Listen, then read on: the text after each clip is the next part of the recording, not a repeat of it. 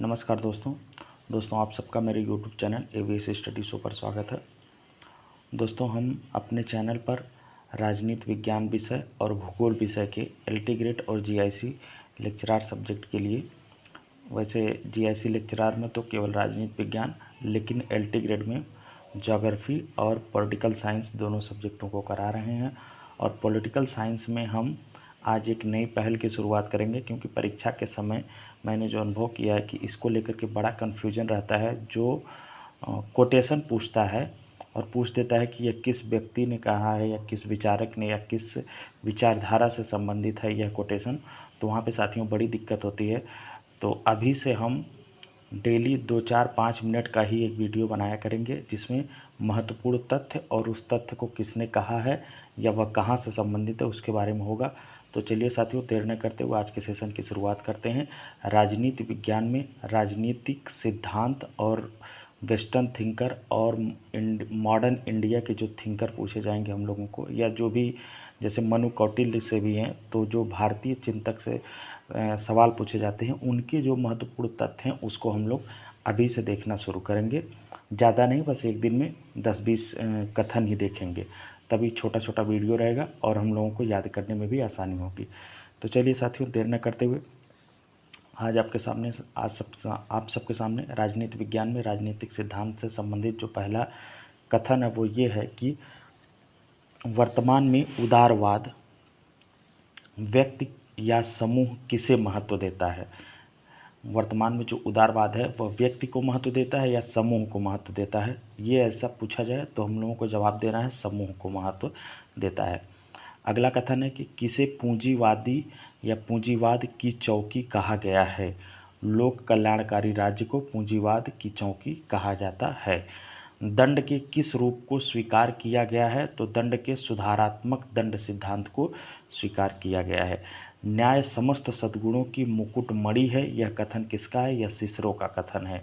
किसने लोक कल्याणकारी राज्य का मार्ग प्रशस्त किया, तो ग्रीन ने, टी.एच. ग्रीन ने लोक कल्याणकारी राज्य का मार्ग प्रशस्त किया।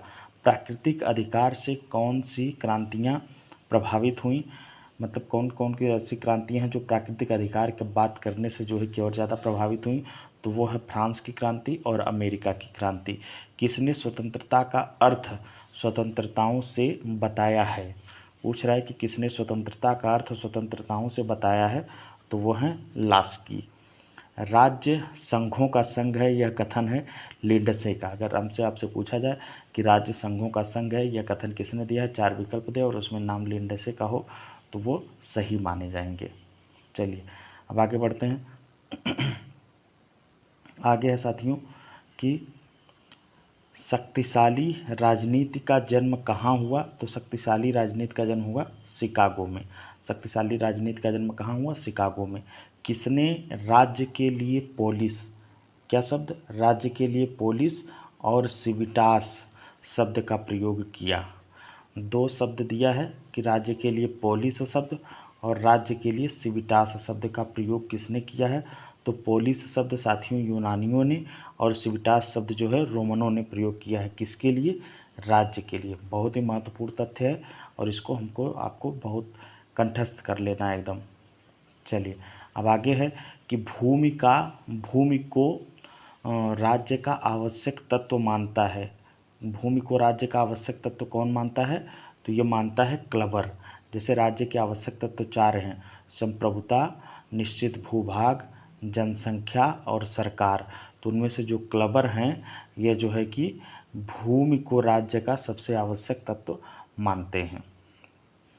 चलिए साथियों अब आगे है कि राज्य और समाज में मुख्य अंतर क्या है। पूछ रहा है कि राज्य और समाज में मुख्य अंतर क्या है, तो संप्रभुता का अंतर है।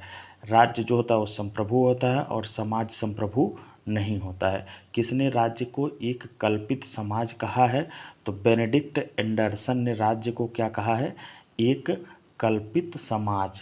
मतलब राज्य एक ऐसा समाज है जो मात्र कल्पना है। यह किसने कहा था, बेनेडिक्ट एंडरसन ने कहा था। किसने राज्य को मानव शरीर का हूबहू रूप कहा है। पूछ रहा है, कह रहा है कि किसने राज्य को मानव शरीर का हूबहू रूप कहा, तो वह कहे हैं ब्लंटसली। ब्लंटसली ने राज्य को मानव शरीर का हूबहू रूप कहा है? किसने राष्ट्र राज्य को दो-धारी तलवार कहा है? Lord Curzon. लॉर्ड कर्जन ने राष्ट्र राज्य को क्या कहा है? दो-धारी तलवार कहा है। आगे है कि राज्य एक निश्चित भूभाग में रहने वाले राजनीतिक तौर पर संगठित व्यक्तियों का समुदाय है। यह किसने कहा है कि राज्य क्या है? एक निश्चित भूभाग में रहने वाले राजनीतिक तौर पर संगठित व्यक्तियों का समुदाय है। यह बोले हैं ब्लंटसली।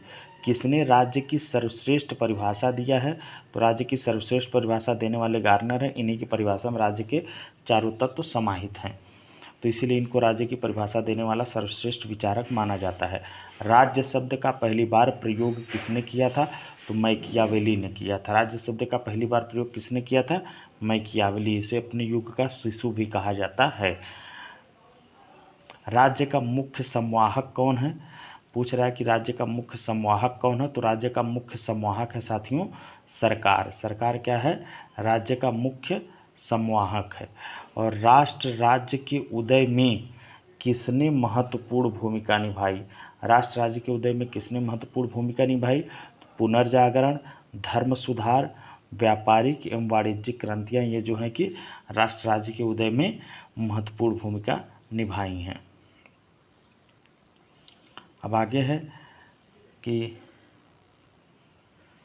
किसने राज्य को ज्वाइंट स्टॉक कंपनी कहा? तो स्पेंसर ने क्या कहा है? राज्य को ज्वाइंट स्टॉक कंपनी कहा है। किसने राज्य को साधन और साध्य दोनों माना है? तो ये उदारवादी जो है कि राज्य को क्या मानते हैं? साधन और साध्य दोनों मानते हैं। किसने राज्य की तुलना बड़े डील डौल वाले मनुष्य से किया है? प्लेटो ने किया है। किसने सर्वप्रथम लोक कल्याणकारी राज्य शब्द का प्रयोग पहली बार किया? Arc bishop temple. इसके पहले वाला कथन हम लोग पढ़े थे कि लोक कल्याणकारी राज्य का मार्ग प्रशस्त किसने किया था? तो वो टी.एच. ग्रीन थे। लेकिन लोक कल्याणकारी शब्द का सर्वप्रथम पहली बार प्रयोग करने वाले कौन है? तो वो है आर्क बिशप टेम्पल। किसने राष्ट्रीयता योगित राष्ट्र को राज्य कहा है? तो गिलक्राइस्ट ने क्या कहा? राष्ट्रीयता योगित राष्ट्र को राज्य कहा है। किसने राजनीति और राजनीति विज्ञान को एक दूसरे का पर्याय माना है? बहुत अच्छा इंपॉर्टेंट कथन है ये कि किसने राजनीति को और राजनीति विज्ञान को एक दूसरे का पर्याय माना है? तो वो माने हैं लास्की। आधुनिक काल में राजनीति विज्ञान की सर्वश्रेष्ठ परिभाषा किसने दी? गार्नर।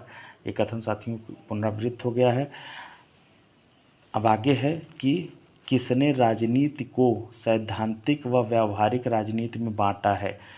पूछ रहा है कि किसने राजनीति को सैद्धांतिक व व्यावहारिक राजनीति में बांटा है? तो वो है पोलाक। किसने राजनीति विज्ञान को मौसम विज्ञान की तरह अनिश्चित कहा है? राजनीति विज्ञान को मौसम विज्ञान की तरह अनिश्चित कहने वाले हैं लॉर्ड ब्राइस। अब आगे साथियों, परंपरागत राजनीति में मुख्य रूप से किसके अध्ययन पर बल दिया जाता है? तो संस्थाओं और मूल्यों के। संस्थाओं देखिए और ऑब्लिक है, तो परंपरागत राजनीति जो थी उसमें संस्थाओं और मूल्यों के अध्ययन पर ज़्यादा बल दिया जाता था। और अगला कथन है, और इस वीडियो का आखिरी कथन भी है, कि वर्तमान राजनीति शास्त्र जिसके अध्ययन का समन्वय करता है। वर्तमान राजनीति शास्त्र किसके अध्ययन का समन्वय करता है? तो वर्तमान राजनीति शास्त्र साथियों तथ्यों और मूल्यों या दर्शन व विज्ञान, जो भी कथन आए विकल्प में उसको मानिएगा। ये किनका? इन्हीं का यह अध्ययन करता है वर्तमान राजनीति शास्त्र। तो साथियों आज की वीडियो में इतना ही। अगर आप लोगों को ये पहल पसंद आई हो तो आप लोग जो है कि चैनल को सब्सक्राइब करिए और वीडियो को लाइक करिए। धन्यवाद। और हम ऐसे ही वीडियो आगे लाते रहेंगे राजनीतिक सिद्धांत से संबंधित तथ्यों को लेकर के।